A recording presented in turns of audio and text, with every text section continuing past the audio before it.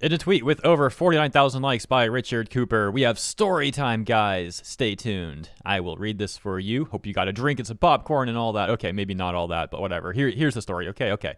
She breaks up with her husband and regrets it. Alternative title: I regret not making my marriage work, and now my ex-husband is happily remarried. And before we hear her tragic story, if I may have just a brief minute of your time. You've probably heard of Tower of God. However, did you know there's also a brand new TOG mobile game that was just released last month? Enter Tower of God New World, a 3D mobile game with high quality animation based on the hit webtoon series, including gameplay revolving around team building and strategic combat, and a crucial focus on characters' roles, and even the elements. The game follows the TOG story, but also includes various side stories that expand on the universe. If you aren't as familiar with TOG, that's fine too, as the story is explained in animation for new players. And already since the release, there's around 70 different characters available with various colors, classes, and positions, such as Fisherman, Wave Controller, and other roles from the webtoon. The character gacha itself also has multiple pity systems in place to help you get the SSR or SSR Plus character you want, as well as many events and routes to get free pulls. Also, with the Summer Festival event currently ongoing, it is a great time to jump in game, so definitely consider checking out the pinned comment and or the video description for the download link there. And thank you so much TOG New World for sponsoring this video. When I was in my early 30s, I divorced my husband. We didn't have any major issues. Our relationship was just challenged after having kids. I was a stay-at-home mom, and I expected him to do more of the housework and childcare when he worked full-time. He did help me out when I asked, but I started to ask more of him, and I burnt him out. I used to have him wrapped around my finger, and I used that as an advantage to get what I want. He eventually got tired of it. I started threatening to divorce him, and he said he knew the baby was just stressing us out, and he will like to make it work. But when I was 30, I thought I was a great catch because I'm still very beautiful for my age, and I lost my mom bod, so I thought I could do better than him, so I left him. I got our house in the divorce, and we share joint custody of our son. Fast forward now. I'm 41 and still single, and my ex-husband is 41 and got remarried to a 31-year-old woman who is incredibly beautiful. They had their daughter 3 years ago. He bought a new house. My son loves going to his dad's to spend time with his other family, and I'm not gonna lie, it makes me jealous. She has it all. She took my husband. She took my kid. She took my life that was once all mine. And all I have is the house we created our family in, and now I live in an empty house. I'm 41. I gained 20 pounds. I've got wrinkles and I'm alone and miserable. I've had short-term relationships after the divorce, but they never worked out. Men just don't want an old woman like me with a child, and I've noticed that men with kids just have a better time dating with kids than we do, and I hate it. What do you think about that, guys? Did the other lady take all that from her, or did she maybe lose that when she broke up with him or something? Top response from Reddit. I'm not sure how she took it when you willingly gave it away. You thought you could do better and he couldn't, and it didn't work out the way you expected.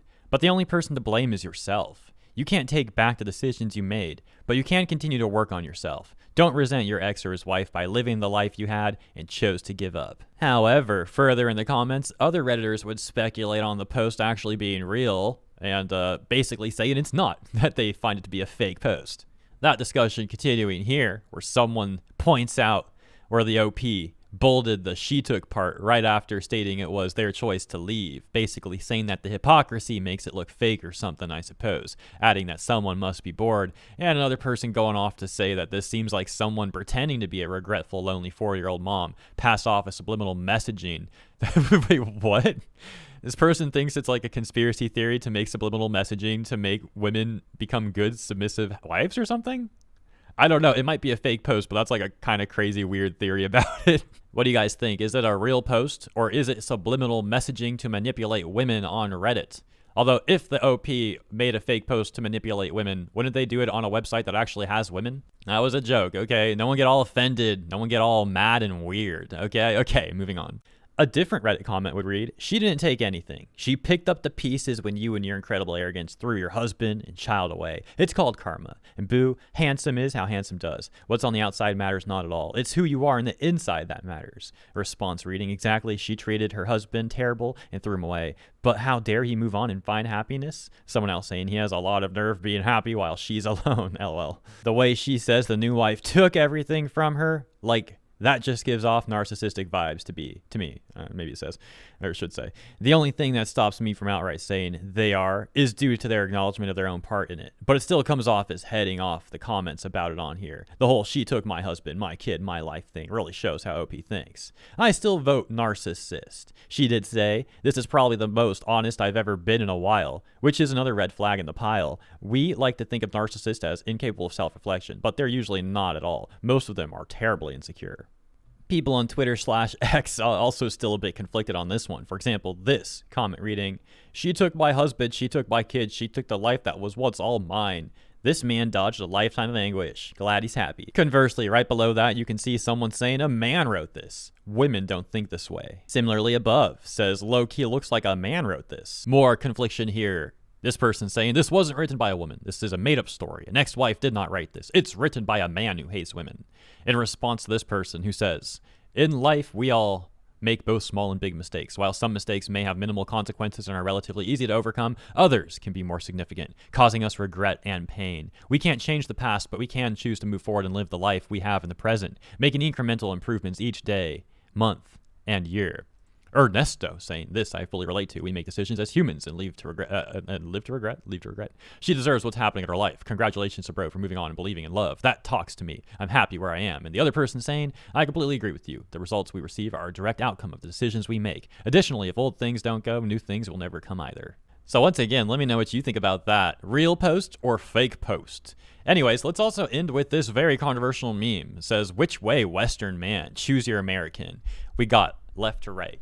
Ashley, Twitch tradwife streamer, curates a cottagecore Pinterest page. I don't want to read this anymore after having to read cottagecore out loud, actually, but I will, I guess. Samantha. Oh, excuse me, never saw a cow IRL. Samantha. Ideal date is the gun range. Would only mate with a man able to kill a bear with his bare hands. Jess. $150,000 of student debt for a queer theatrical performance. Research degree is a Starbucks barista. Bella lives in a trailer park. Shoplifts to pay for her tattoos. Breaking Bad fan. Emmeline. A Nepo baby, has her own PR firm, works an hour a day, lives between the Hamptons and Montana. Liz, deadlifts so heavy. Ew, I'm not going to read that. Records her workout with a tripod. Of course I'm full natty. Cheryl, climbed the corporate ladder one murder at a time. Wants everything for yesterday. Doesn't know your name, doesn't want to know. Luna has a podcast that explains everything as a red flag. He puts his car blinkers on, it gives me the ick. Who do you pick? Let me know in the comments. Some of the comments there. Samantha, then Ashley, then Liz, then Bella, then Emmeline. Hope he's like, wow, you made a ranking. I'm lucky to have found myself a Samantha already. I'll take Emmeline, but Liz. Is it? Oh, wait, Emmeline, is that even the right pronunciation? But Liz and Cheryl are strong contenders. I can fix Bella, Liz every time. All right, guys, I'll leave it there. Once again, thank you, TOG, for sponsoring this video. And again, let me know what you think about all this stuff in the comments. Thank you so much for your time and tuning in. I'll see you in the comments and tomorrow for the next segment.